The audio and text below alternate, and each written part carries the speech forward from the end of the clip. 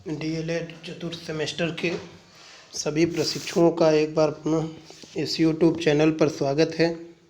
जैसा कि हम लोग पिछले टॉपिक में आतंकवाद और सांप्रदायिकता के बारे में पढ़े थे और इसके बाद हमने कुछ महत्वपूर्ण क्वेश्चन जो कि आपके कंपटीशन के पर्पज़ से भी और डीएलएड के पर्पज़ से भी इम्पॉर्टेंट जो क्वेश्चन हैं उसको ग्रुप में डलवाया भी था नीरज सर के माध्यम से। और आज हम लोग जो सिलेबस के अकॉर्डिंग सांप्रदायिकता और आतंकवाद के बाद का जो एक चैप्टर है जातिवाद, उसके बारे में अध्ययन करते हैं। तो जातिवाद की अगर जहाँ तक बात है तो आप देखेंगे कि यह वर्तमान समय में एक प्रमुख समस्या है और यह कहा जाए कि भारत की व्यवस्था में कि यह जाति व्यवस्था एक दुष्परिणाम है और किसी भी लोकतंत्र या जनतंत्र में स्वतंत्रता, समानता तथा न्याय एक प्रमुख विशेषता होती है। लेकिन अगर जातिवाद को देखें तो यह जन्म, भेद, असमानता और शोषण पर आधारित होता है। इस प्रकार से यह लोकतंत्र या जनतंत्र का विरोधी होता है। जातिवाद से अनेक संघर्षों का जन्म हुआ।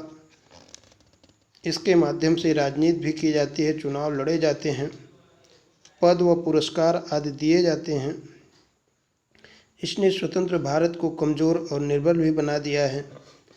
अगर देखें स्वतंत्र भारत के जो पहले प्रधानमंत्री थे पंडित जवाहरलाल नेहरू जी, उन्होंने इसके बारे में लिखा भी है कि किसी प्रजातंत्रवादी या समाजवादी दृष्टिकोण से जातिवाद अभिशाप है तथा आपत्तिजनक है। मानवीय दृष्टिकोण से भी यह पूर्ण रूप से अवांछनीय है। यह पंडित जवाहरलाल नेहरू जी का कथन था। तो अगर मान लीजिए आपके एग्ज़ाम में जातिवाद के बारे में लघुत्तरी या अति लघुत्तरी प्रश्न पूछे जाते हैं तो थोड़ी सी भूमिका के रूप में इसको लिखा जा सकता है।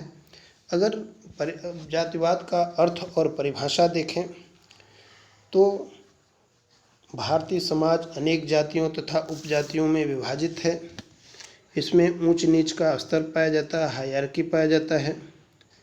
प्रत्येक जाति या उपजाति के लोग अपनों को लाभ पहुंचाने की चेष्टा करते हैं।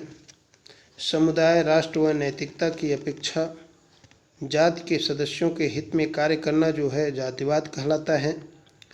इस प्रकार अगर देखें तो जातिवाद व्यक्ति को अनुचित या उचित का ध्यान बिना रखे हुए उसको लाभ पहुंचाने की कोशिश करता है।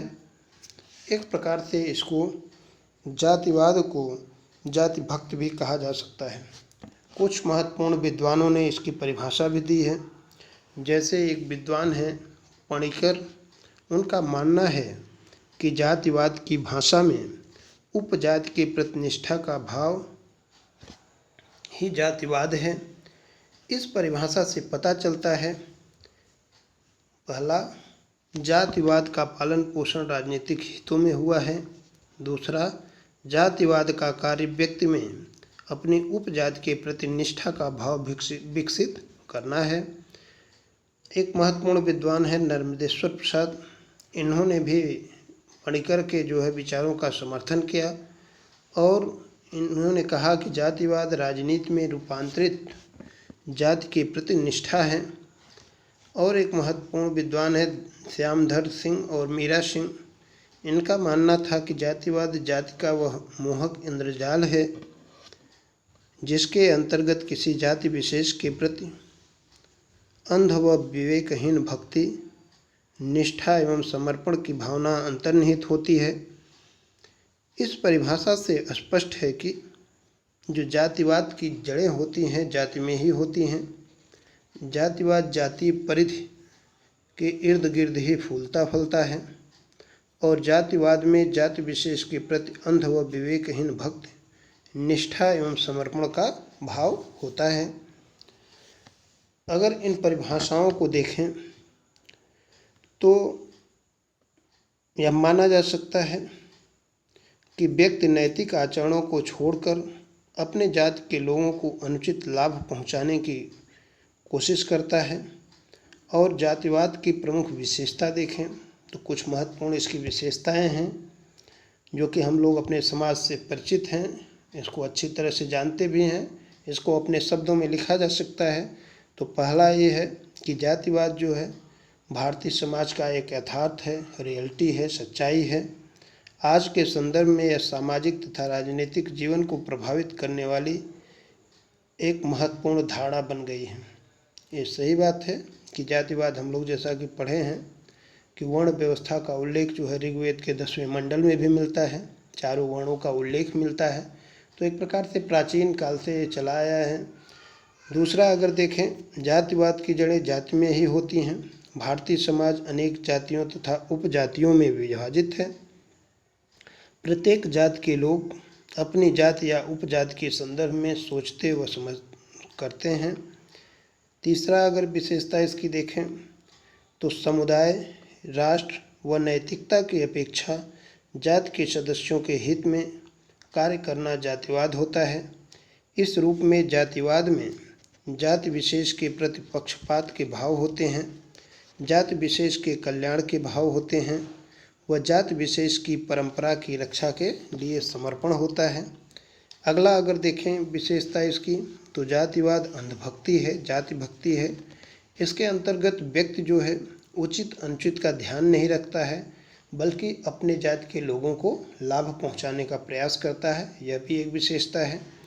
अगर अगला देखें विशेषता इसकी तो वर्तमान जातिवाद जो है भारतीय राजनीति का एक आधार बन चुका है। इसके आधार पर ही राजनीति की जा रही है और कई जो है नेता अगर देखेंगे जाति के नाम पे ही टिकट पाते हैं, उसी के नाम पे चुनाव लड़ते हैं और वोट मांगते हैं।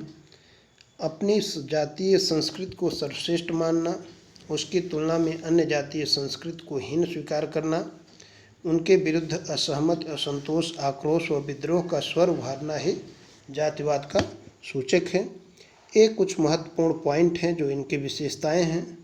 तो यहाँ पे जातिवाद के बारे में अगर पूछा जाए तो कुछ परिभाषा आप लिख दीजिए, कुछ विद्वानों की परिभाषा लिख दीजिए, इसकी विशेषता लिख दीजिए, जिससे हम लोग लगभग वाकिफ़ हैं, अपने शब्दों में उसको लिखा जा सकता है।